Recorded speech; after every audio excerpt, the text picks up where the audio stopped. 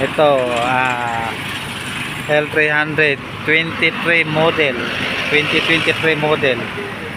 Problema niya, nagpalit na siya ng compressor sa aircon. Yan, kakabitan ko ng timer relay. Ito po yung timer relay na kinakabit ko. Yan.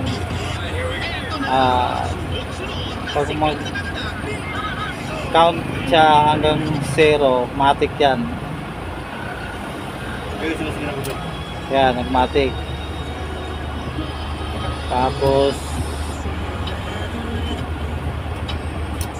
yan, naka-on naman 100 seconds and 8 seconds.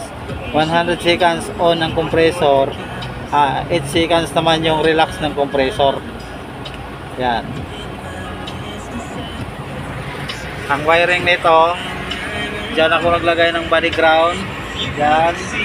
Tapos dito naman naglagay ako sa K1, K0. Pwede magbaliktaran yan, dalawa na yan. Tapos dito ako naglagay ng power on. Sabay sa switch ng aircon ng power on yan. Diyan sa kulay red na yan, yung socket na yan, yung kulay red, diyan ko tinap yung power ng signal ng timer. Yan. So mga gusto mag DIY, yan lang, sundan nyo lang yan.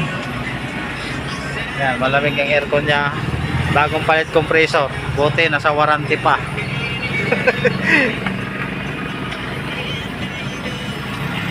Yan, DIY lang yan mga paps.